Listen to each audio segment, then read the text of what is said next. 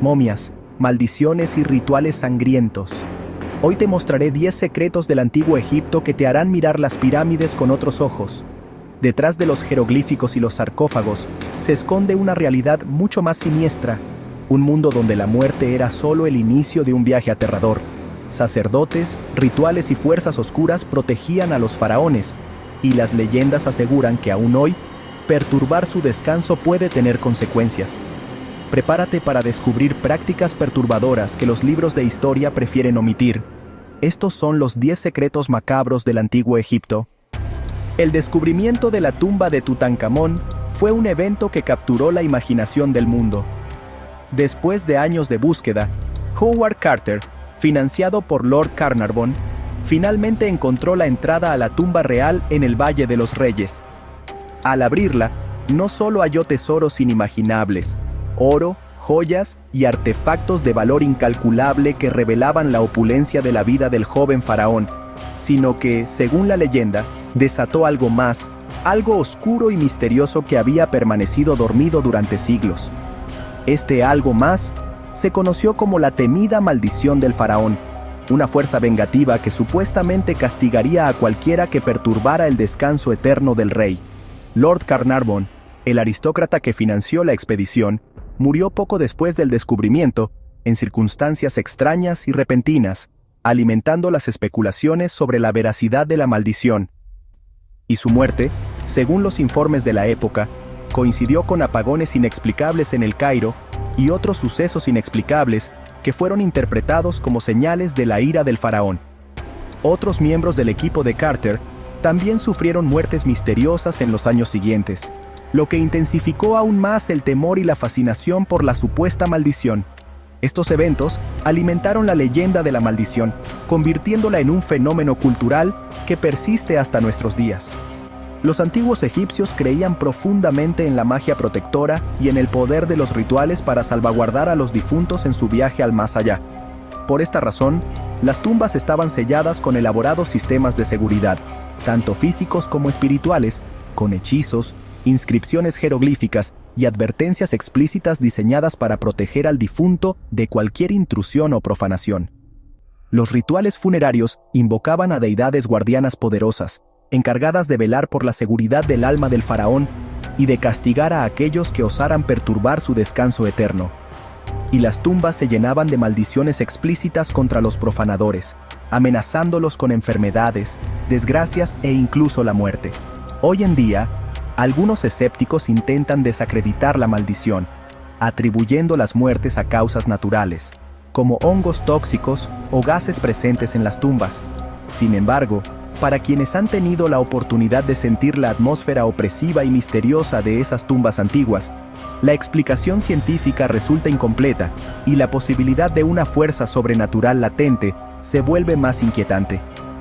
Quizás la lección sea simple: no profanes lo que no comprendes, ni despiertes lo que ha permanecido dormido durante milenios. Porque hay fuerzas poderosas selladas bajo la arena del desierto, energías ancestrales que aún resuenan en las profundidades de las tumbas, fuerzas que no distinguen entre arqueólogos bien intencionados y ladrones de tumbas, entre la búsqueda del conocimiento y la codicia. Toda intrusión, toda perturbación del descanso eterno, es un sacrilegio que, según la leyenda, debe ser castigado con implacable severidad.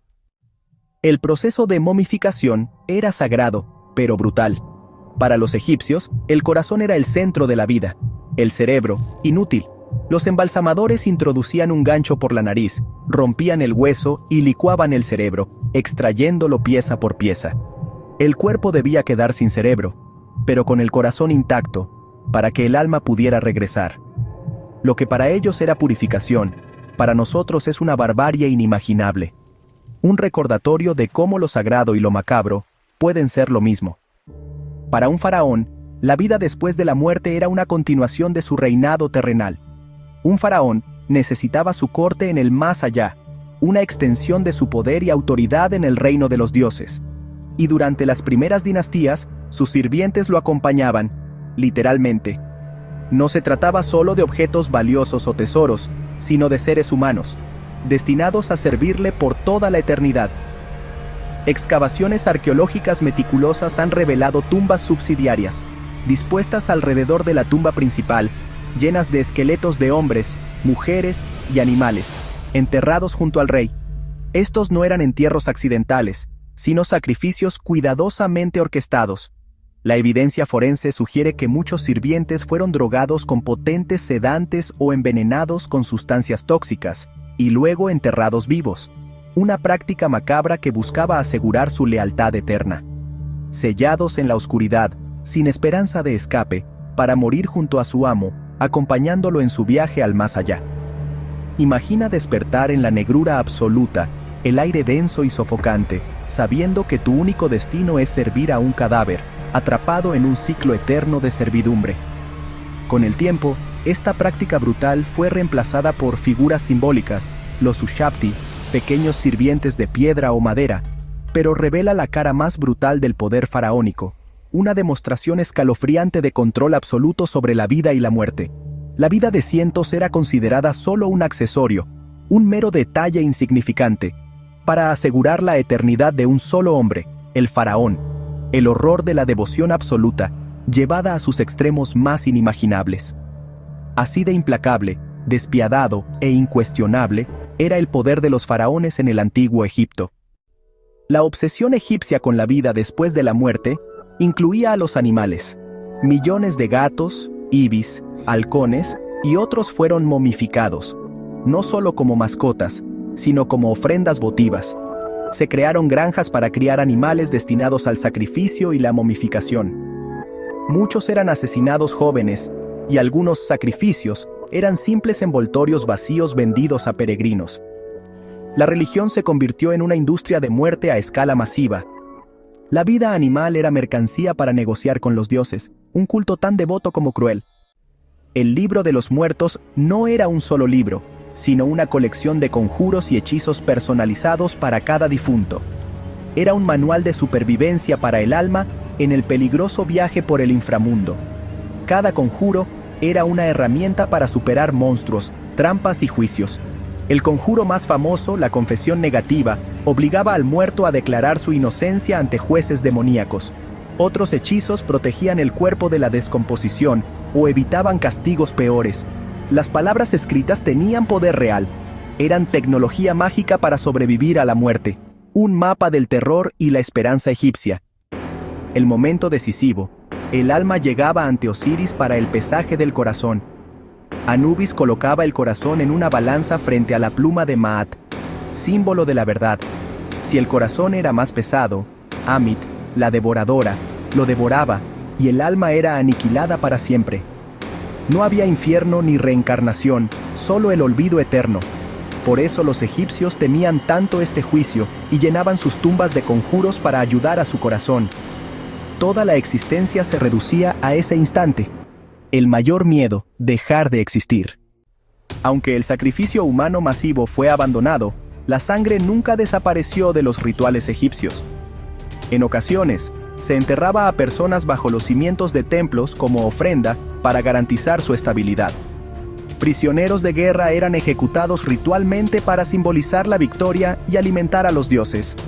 Estas prácticas, aunque raras, muestran que la vida humana podía ser sacrificada por razones mágicas o políticas. El poder y el terror iban de la mano. Bajo la superficie civilizada, persistía un pasado brutal. Los egipcios perfeccionaron la guerra psicológica contra los ladrones de tumbas. Inscripciones amenazaban con maldiciones terribles, enfermedades, destrucción del alma y la condena eterna. «Le torceré el cuello como a un pájaro», advertía una tumba en Saqqara. Otras invocaban la furia de dioses y bestias. El peor castigo, ser borrado de la existencia y vagar eternamente. Estas palabras, leídas en la oscuridad de una tumba, debieron infundir un miedo absoluto. El terror era tan real como cualquier trampa física. Para los egipcios, la muerte era el centro de la existencia. Toda la vida se dedicaba a preparar la tumba y asegurar la eternidad. La economía giraba en torno a la industria funeraria. Embalsamadores, artesanos, sacerdotes. Ciudades enteras vivían para construir casas para los muertos. La esperanza de renacer en el paraíso coexistía con el miedo a ser olvidado o profanado.